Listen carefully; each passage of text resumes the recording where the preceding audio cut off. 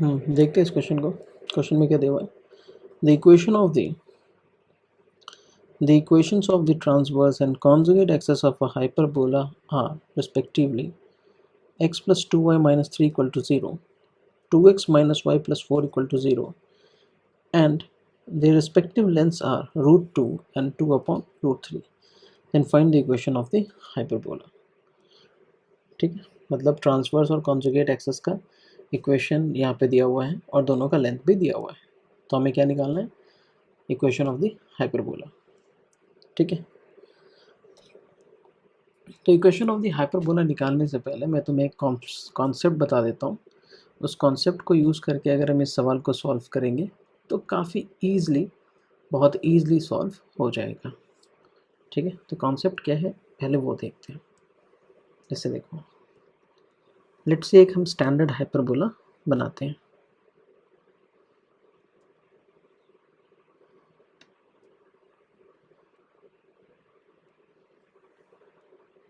Standard hyperbola हमने बनाया, ये उस हाइपरबोला का कॉन्जुगेट एक्सिस और ये क्या हो जाएगा? ट्रांसवर्स एक्सिस हो जाएगा। और इस स्टैंडर्ड हाइपरबोला का इक्वेशन मान लेते हैं x square upon a square minus y square upon b square equal to ये। ठीक है, अब देखो यहाँ पे, अब इस हाइपरबोला पे हम कोई भी पॉइंट ले लेते हैं। मैंने कोई भी मूविंग पॉइंट ले लिया, या इसको हम एनी पॉइंट भी बोलते हैं। Any point on the hyperbola, उसका कोऑर्डिनेट हमने एक्स वाई मान लिया। ठीक है, अब इस पॉइंट P से इसके ट्रांसवर्स एक्सिस पे एक एल्टीट्यूड ड्रॉ करो। ठीक है, मान लेते हैं इसको m। सिमिलरली इसी पॉइंट P से इसके कॉन्जुगेट एक्सिस पे एक एल्टीट्यूड ड्रॉ करो, इसको मान लो n। तो लेंथ ऑफ Pn क्या हो जाएगा? मॉड x हो जाएगा, और लेंथ ऑफ Pm क्या हो जाएगा? मॉड y हो जाएगा। ठीक है, अब इक्वेशन ऑफ हाइपरबोला को देखो। एक्स स्क्वायर को हम क्या लिख सकते हैं? मॉड एक्स स्क्वायर, और वाई स्क्वायर को मॉड वाई स्क्वायर लिख दिया। अब मॉड एक्स की जगह क्या रख दो? पी एन रख दो, पी एन। तो ये p n square upon a square minus mod y की जगह क्या रख दो? पी एम रख दो, तो p m square upon b square. ठीक है, इक्वल टू 1। अब देखो इसी कॉन्सेप्ट को हमें यूज़ करना है। कैसे? देखो, अब पी एन और पी एम को हम वर्ड डेफिनेशन में याद रखेंगे। क्या? कि ये वाई एक्सिस एक्स एक्सिस भूल जाओ, इसको सिंपली क्या ट्रीट करो कि ये ट्रांसवर्स एक्सिस है और ये कॉन्जुगेट एक्सिस है। ठीक है, ये क्या है? ये ट्रांसवर्स एक्सिस है और ये क्या है? ये कॉन्जुगेट एक्सिस है। बस सिंपल अंडरस्टैंडिंग रखो। तो पी एन क्या है यहाँ पे? ये बहुत इंपॉर्टेंट कॉन्सेप्ट है, तुम इस कॉन्सेप्ट को इवन एलिप्स के भी इक्वेशन निकालने में यूज़ कर सकते हो। ठीक है, मतलब यहाँ पे अगर हाइपरबोला की जगह अगर एलिप्स दिया हुआ रहता तो भी हम यही तरीका लगाते हैं। ठीक है, सेम मेथड। तो देखो यहाँ पे ये पी एन क्या है वर्ड डेफिनेशन में? याद रखो, कोनिक्स में वर्ड डेफिनेशन का अपना ही महत्व है। ठीक है, अपना ही इम्पोर्टेंस है, इसलिए don't take them very lightly, है ना। तो पी एन क्या हो जाएगा? तो पी एन क्या है? एल्टीट्यूड क्या है? ये लेंथ ऑफ एल्टीट्यूड है, या हम सिंपली बोले परपेंडिकुलर, या हम सिंपल लैंग्वेज में बोले perpendicular distance of any point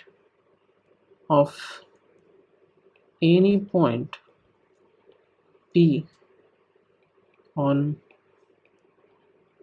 hyperbola, perpendicular distance of any point P on hyperbola from किससे? Pn from conjugate axis, from conjugate axis. ठीक है, तो यही तुम्हारा पी एन है, perpendicular distance of any point P on hyperbola from conjugate axis. Conjugate axis से point P का perpendicular distance है। ठीक है, और ये तुम्हारा पी एम क्या है, पी एम क्या है, मैं इसको यहाँ पे कर देता हूँ, और तुम्हारा पी एम क्या है,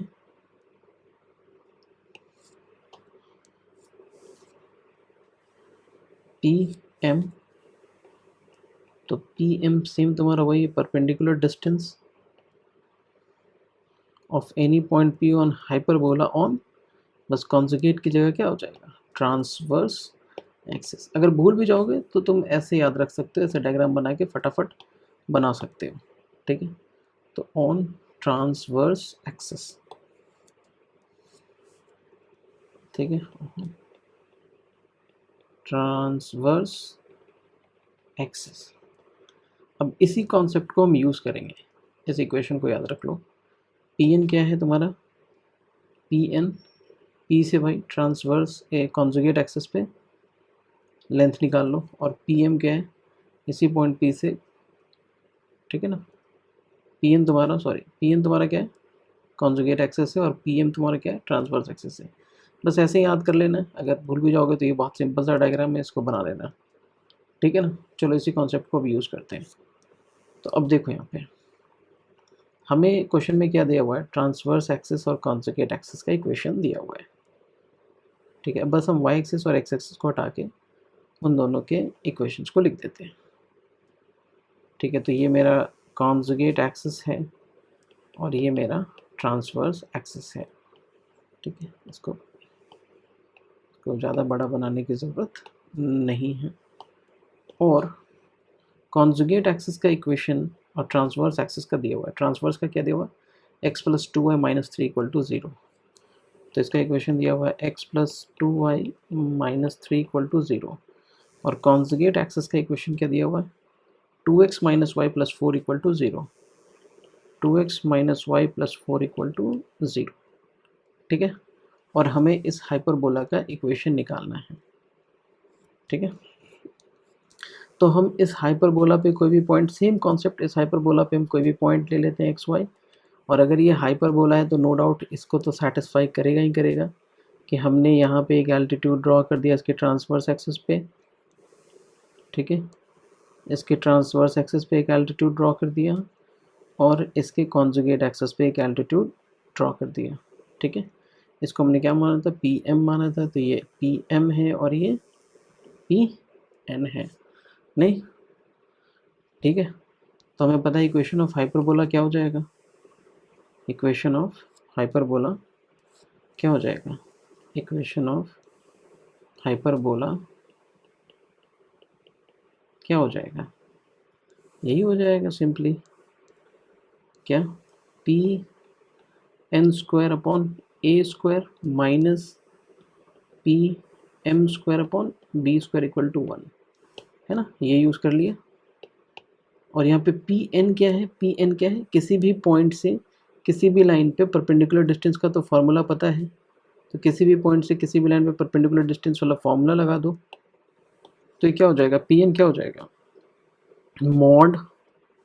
mod 2x minus y plus 4 divided by root under 5 यही हो जाएगा होल स्क्वायर। और पी एम क्या हो जाएगा, पी एम मॉड